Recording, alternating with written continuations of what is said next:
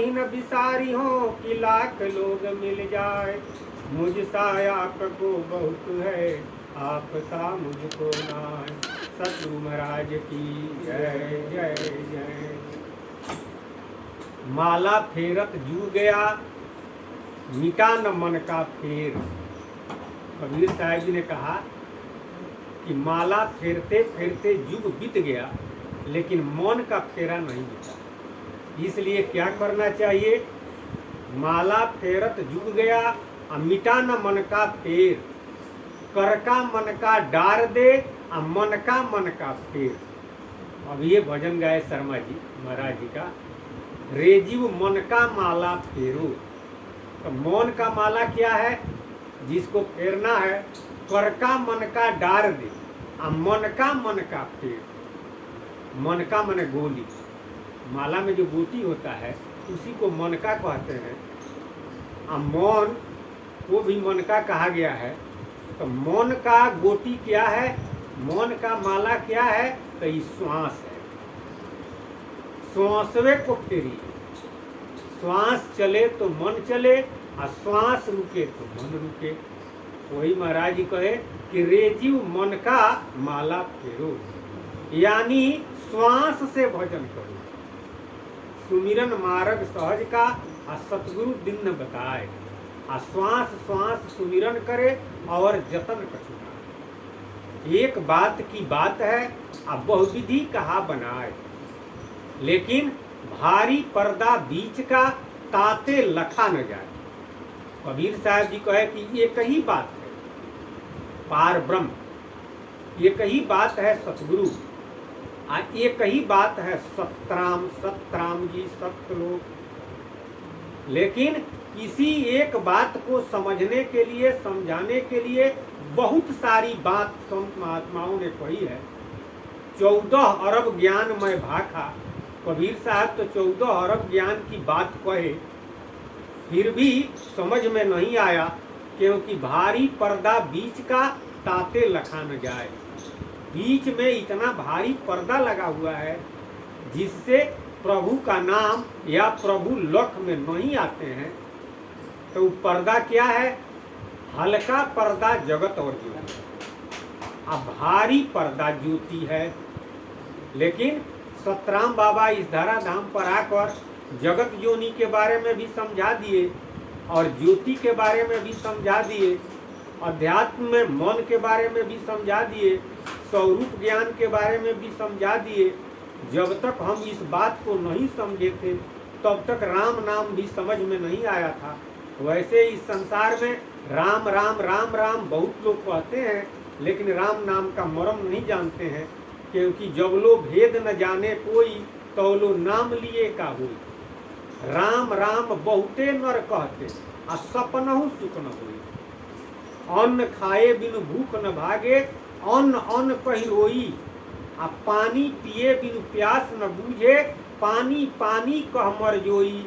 जो लो भेद न जाने कोई, तो लो नाम लिए का होई।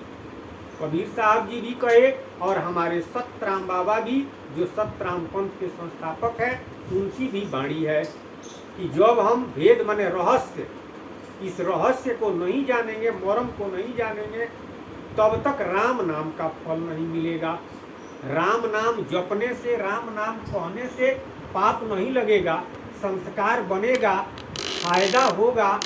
लेकिन वास्तव में राम नाम से मुक्ति रामे नाम से है।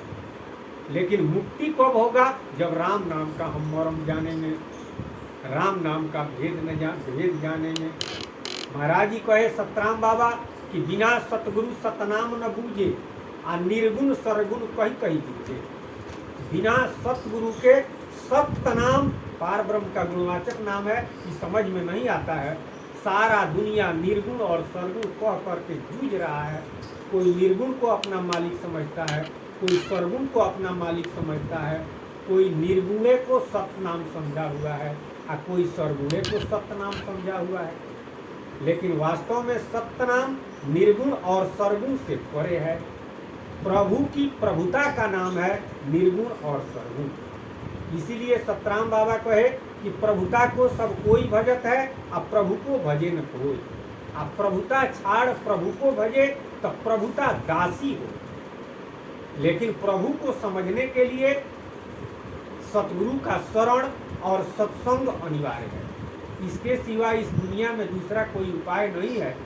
इस संसार में माया के बारे में, ब्रह्म के बारे में, स्वरूप के बारे में और प्रभु के बारे में सब क्लासिकल इस धराधाम पर सतगुरु ही आकर बतलाए हैं और बतलाते हैं। महाराज जी सतराम बाबा तो आसान कर दिए।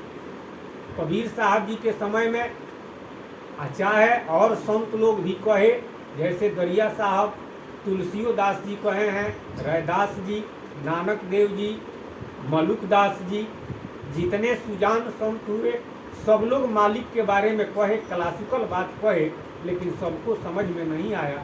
इसका कोई कारण था। लेकिन महाराज जी सतराम बाबा जब आए, अपना प्रचार प्रसार शुरू किए मालिक के बारे में, तो स्वतंत्र भारत में तो स्पष्ट रूप से कहे, समझने लायक कहे, जिससे आम जनता समझ जाए। महाराज जी सतराम बाबा के साहित्य को पढ़कर और सत्संग को सुनकर, तो साहित्य महाराज जी का किताब अगर पढ़ते हैं और सत्संग सुनते हैं तो निश्चित रूप से समझ में आ जाएगा, क्योंकि महाराज जी आसान कर दिए।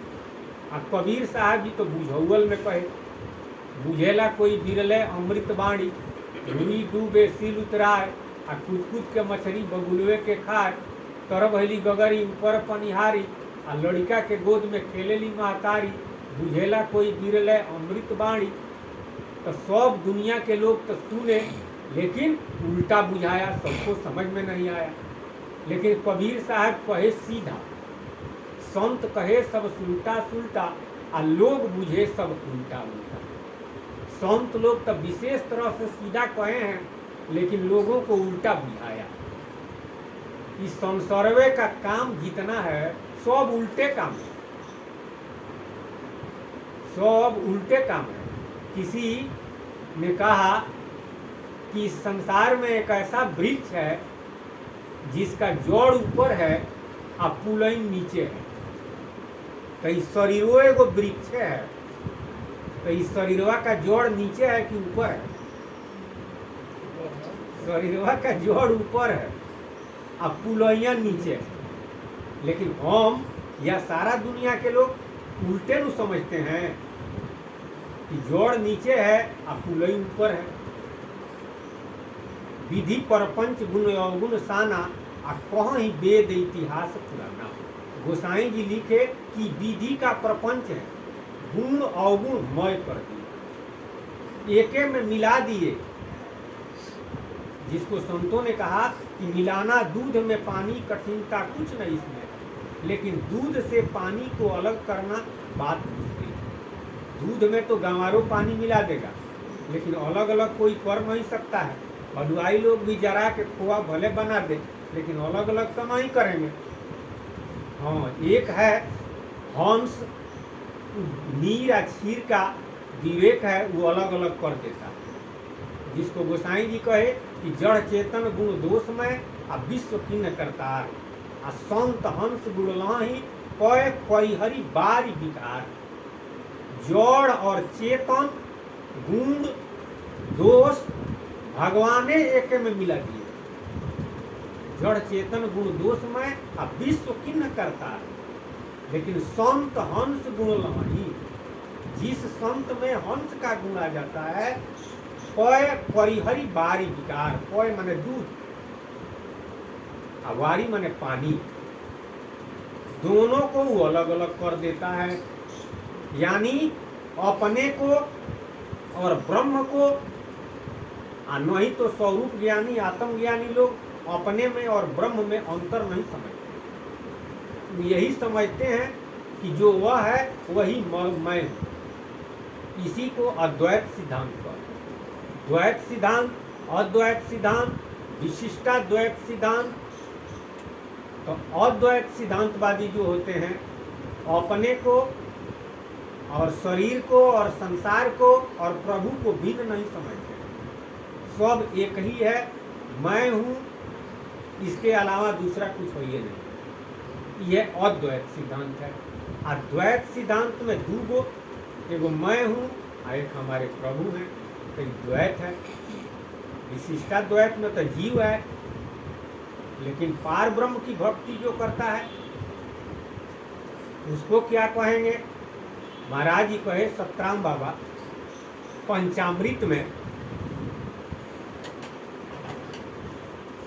सारा दुनिया के लोग तुलसीदास जी कहे कि मोह निशा सब सोवन हारा, आ देख स्वप्न अनेक प्रकारा। मोह रूपी रात्रि में सब लोग सोए हुए हैं और सारा दुनिया के लोग सपना देख रहे हैं, जिसको कबीर साहब जी कहे कि सोवन में जागन करे, सोवन में जागन करे, जगत जोनि चित लाए, आ कह कबीर सुन धर्मनी मर 84 जाए।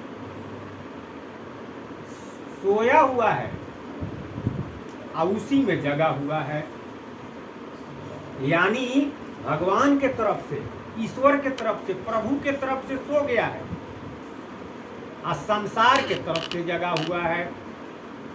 जैसे हम लोग सो जाते हैं तो सपना देखते हैं, सपना देखते हैं स्वप्न अवस्था में। तो सपना जब हम जगते हैं तब कहते हैं कि तो हम सपना देख रहे थे, यानी बॉम्बे चले गए थे, तो जगने पर झूठ मालूम होता है। ठीक उसी तरह से इस संसार को हम देख रहे हैं तो इस संसारो झूठे है, जिसको शिव जी कहे कि कहो उमा अनुभव अपना, आ सतहरी भजन जगत सब सपना। हे उमा, मैं निज अनुभव कहता हूँ, भगवान का भजन ही एक सांच है, बाकी संसार सब मिथ्या है, सारा झूठ है। अगर इसी एक लाइन का व्याख्या किया जाए तो इस संसार में जितना कुछ लोग कर रहे हैं, एक प्रभु के नाम को छोड़ करके जितना कुछ लोग कर रहे हैं सब झूठे कर रहे हैं, सब मिथ्या है, सब नश्वर है। पूरा जगत को उन्होंने नश्वर कहा। तो पंचभौतिक तत्व का जो कुछ भी बना करके और उसका हम पूजा करते हैं या किसी रूप का ध्यान करते हैं, तो शिव जी के अनुसार तो वो नश्वरे है। वास्तव में रूप का नाश हो जाता है, शरीर का नाश हो जाएगा, संसार का नाश हो जाएगा। हमारा शरीर हो, चाहे 84 लाख योनि में रहने वाला शरीर हो, और चाहे देव शरीर हो, बना है तो वह बिगड़ेगा। तो एक लाइन में शिव जी सबको खत्म कर दिए। खत्म क्या कर दिए? सांच कह दिए कि सब नश्वर है, नश्वर है। भगवान का भजन ही एक सांच है। तो हम ईश्वर के तरफ से सोए हुए हैं। वही कबीर साहब कहे कि सोवन में जागन करे, सोया हुआ है और उसी में जगा हुआ है, उसे स्वप्न अवस्था कहते हैं। जैसे सो जाते हैं उसी में सपना देखते हैं, तो सोए तो जरूर हैं लेकिन सपना देख रहे हैं तो जगे हैं, पूरा नहीं सोए। तो ईश्वर के तरफ से हम सो गए हैं और संसार के तरफ से जगे हुए हैं। तो फल क्या होगा? कह कबीर सुन धर्मनी मर 84 जाए, मर करके वो 84 में जाएगा। आ एक व्यक्ति जागन में सोवन करे, जगा हुआ है और उसी में सो गया है। जागन में सोवन जो करता, चाह न चिंता चित्त में धरता। एक व्यक्ति जगा हुआ है लेकिन सो गया। किस तरह से जगने में सोया है, जागले में वो सो गया है। आत्मज्ञान के सिद्धांतवादी स्वरूप ज्ञानी लोग क्या करते हैं कि संसार का भी चिंता नहीं करते हैं, ईश्वर का भी चिंता नहीं करते हैं। ईश्वर के तरफ से सोया हुआ है और संसार के तरफ से भी सोया हुआ है। चाह न चिंता चित्त में धरता, जिसको कबीर साहब कहे, चाहे और यो संत लोग कहे, चाहे वेद वगैरह में आया है, गीता में, ब्रह्मभूत प्रसन्न आत्मा न सोचती न कांक्षती, चाह गई चिंता गई मनवा बेपरवाह, जाको कछु नहीं चाहना सोई सहंसा। इस स्थिति में आ जाता है तो ये कौन अवस्था है? कि जागृत अवस्था है, स्वप्न अवस्था है, कि तुरिया अवस्था है? तुरिया अवस्था में तो ज्योति का ध्यान हो करते हैं, तुरिया अवस्था में ज्योति का ध्यान करते हैं, और स्वप्न अवस्था में जोनि का ध्यान करते हैं, और तुरियातीत अवस्था में किसी का ध्यान नहीं करते, न उस संसार का ध्यान करता है और न प्रभु का ध्यान करता है। वो अपने को मानता है, वो अपने को मानता है, अपना सूरत अपने में लगाया हुआ है। उसका सूरत न संसार में है न परमात्मा में है, वो अपने में वो लगाया हुआ है। यह स्थिति स्वरूप ज्ञान का है। तो स्वरूप ज्ञान के स्थिति में जो लोग रहते हैं वो चाहना चिंतन रहित हो जाते हैं। महाराज जी सतराम बाबा तो कहे कि मैं तो अक्सरहा ऐसे ही करता हूँ, और लोग जो करते होंगे उन लोगों को सोने की आवश्यकता नहीं पड़ती है, नींद पूरा हो जाता है। इस स्थिति में जो आ जाता है उसको सोने की आवश्यकता नहीं है, नींद पूरा हो जाएगा। वो 24 घंटा जगा हुआ है, सोने की अवस्था नहीं, आवश्यकता नहीं है। चिंता चिंतन से रहित हो गया, तो ये तुरियातीत अवस्था है। लेकिन माया अंत में धोखा देती है उनको भी, क्योंकि यह जीव तो बहुत बंधन से बंधा हुआ है। बहु बंधन ते बांधिया एक बेचारा जीव, आ काबल छूटे आपनो जो न छोड़ावे पी। प्रभु अगर न छोड़ा दे तो अपने बल से ही छूटेगा नहीं, अपना बल लगाता है लेकिन अपने बल से छूटेगा नहीं।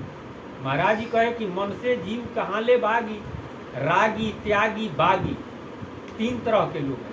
एक रागी है, एक त्यागी है और एक बागी है। तो रागी जोनी का ध्यान करता है, रूप का ध्यान करता है, संसार का ध्यान करता है, जिसको पहले हमने कहा कबीर साहब जी कहे कि सोवन में जागन करे और जगत जोनी चितलाए, आ कह कबीर सुंदर मनी मर 84 जाए। और दूसर का है त्यागी, वो ज्योति का ध्यान करता है, जोनी का ध्यान नहीं करता है। और तीसर का है बागी, न जोनी का ध्यान करता है न ज्योति का ध्यान करता है, न माया का ध्यान करता है न ब्रह्म का ध्यान करता है, उस स्वरूपे में लगा हुआ है। लेकिन महाराज जी कहे कि मन से जीव कहाँ ले भागी, मन से भाग कर कहाँ जाएगा, उसको भी मन फंसाएगा।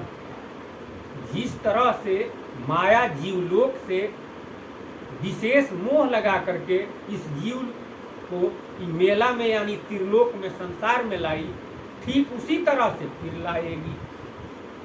गोसाई जी लिखे कि ज्ञानीन के चित्त अपहरई आ बड़ी आई विमोह बस करई।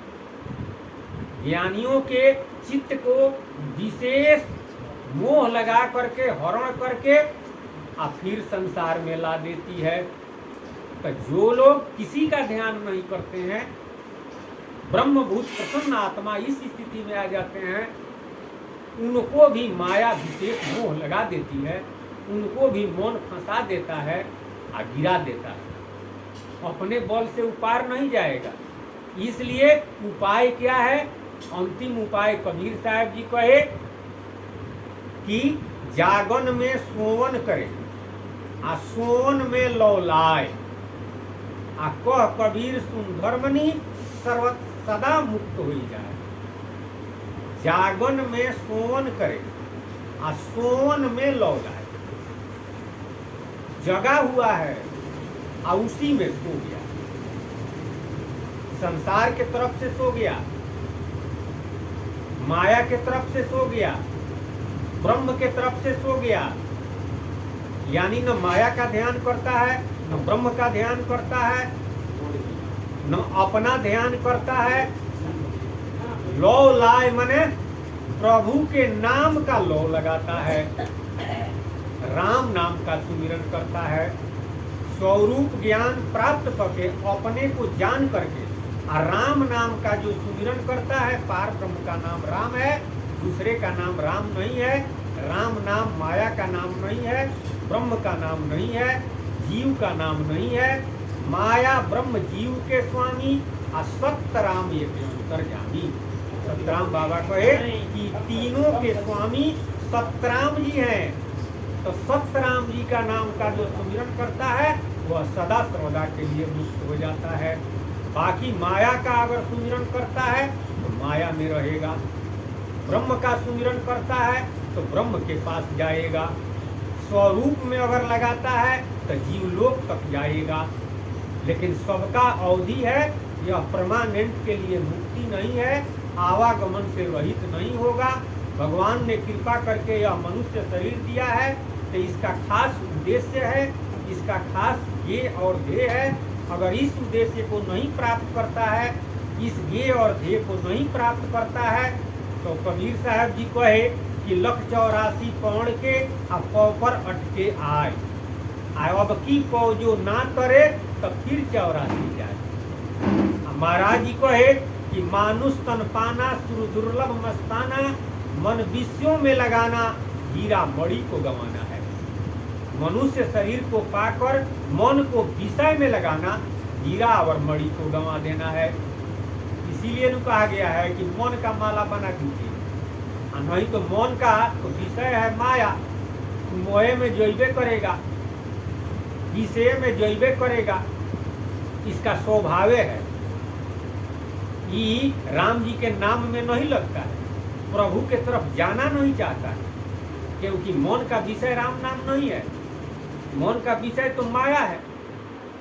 लेकिन स्वरूप का ज्ञान हो जाए तो मन को अपने वश में करके प्रभु के नाम में अगर लगा दिया जाए तो लागी लागी सब कहे, लागी बुरी बलाए, और लागी सोई सराहिए कि भव सागर से पार हो जाए। लगना बड़ी कठिन है, लेकिन अगर लग गया तो भव सागर से पार करा देगा। क्योंकि संतों ने कहा कि मन ही से बंधन, मन ही से मुक्ति, आ मन का सकल पसारा, आ जो यह मन जियत बस न होवे तो देवे बहुत तरासा, संतो जियत करुआसा, संतो जियत करुआसा। मुए मुक्ति झूठे गुरु बतलावे, अब मत करू विश्वासा। संतों ने कहा कि मरने के बाद आप स्वर्ग में जाएंगे कि वैकुंठ में जाएंगे कि सतलोक जाएंगे कि जीवलोक जाएंगे, कि कौन देखता है। जिंदे मुक्ति संत लाइन में बतलाया गया है, जियते में आप अनुभव करें। जब हम भजन करेंगे, साधन करेंगे, सत्संग करेंगे तो स्वतः हमें अनुभव हो जाएगा कि हम किस लायक हैं। मरते समय जब स्वाभाविक मौत होती है उस समय यह जीव स्वयं निर्णय करता है। जिस तरह से फांसी के फंदा पर किसी व्यक्ति को अगर चढ़ाया जाता है तो फांसी देने के पहले जो मैंने जुल्म किया है, जिस वजह से फांसी दिया जाता है, उस सारा बात पढ़ करके सुनाया जाता है, सब पढ़ करके सुनाया जाता है। तो वो काम अगर किए रहता है तो वो तो मन में स्वतः उसके हो जाता है कि हम इसी लायक भैया हैं, और इसी तरह का काम किए हैं तो हमको यह सजा मिल रहा है। उसी तरह से अंत में मरते समय जब स्वाभाविक मौत होती है तो भगवान सबको दिखा देते हैं, जन्म से लेकर और अंत तक। थोड़े ही देर में जन्म से लेकर और अंत तक जितना हम सुकर्म किए हैं, कुकर्म किए हैं, पाप किए हैं, चाहे अधर्म किए हैं, धर्म किए हैं, सत्संग किए हैं, ये सब थोड़ा ही देर में भगवान दिखा देंगे और सब लौट जाएगा। तो ये स्वयं निर्णय कर लेगा कि हम किस लायक हैं। लेकिन संत लाइन में मरते समय नहीं, पहले ही अनुभव आप कर लेंगे कि हम मुक्त हैं कि नहीं हैं। तो मरते समय जब अनुभव होता है कि हम किस लायक हैं तो भगवान क्या करते हैं, एगो रील चलाते हैं, एगो रील चलाते हैं, घर बैठे सारा संसार देखो, आ दिल्ली का कुतुब मीनार देखो, अब पैसा ना हो के तो उधार देखो, उधार ही फ्री में दिखा देते हैं कि देखो तुम किस लायक, तुमने क्या क्या किया। तब रील चलाते हैं 84 लाख जोनी का।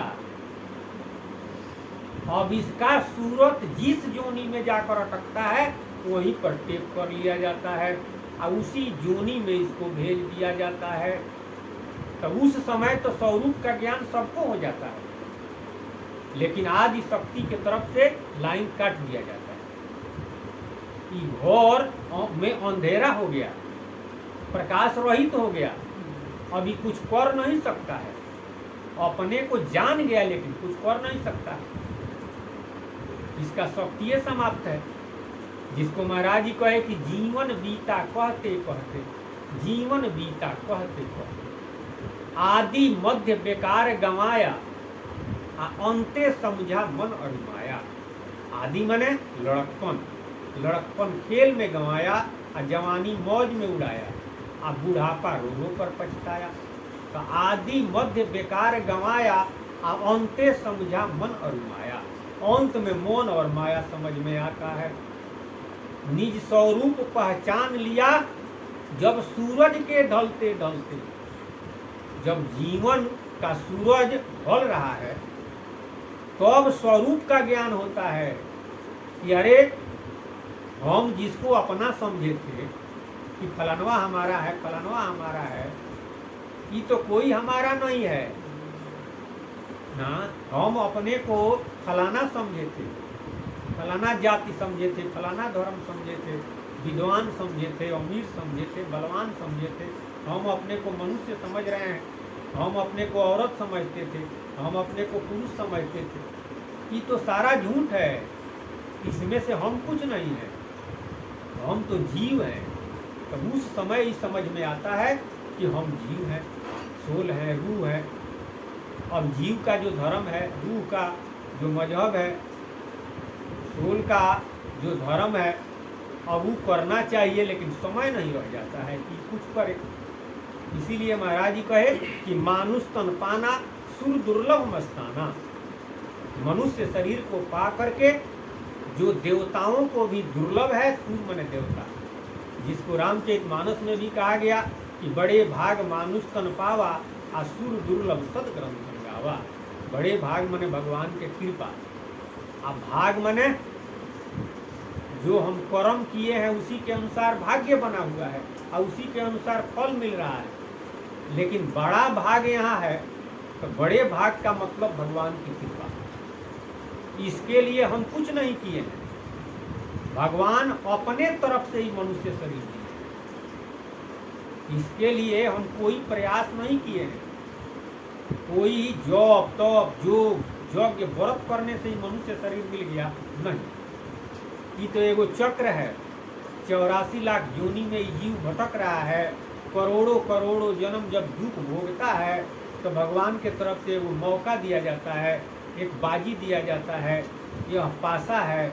इस बाजी को पा करके अगर इस भवसागर से पार जाने का रास्ता अपना लिया तब तो इसका कल्याण हो गया, और अगर नहीं अपनाया तो इस बाजी को हार जाता है, फिर 84 लाख योनि में जाता है।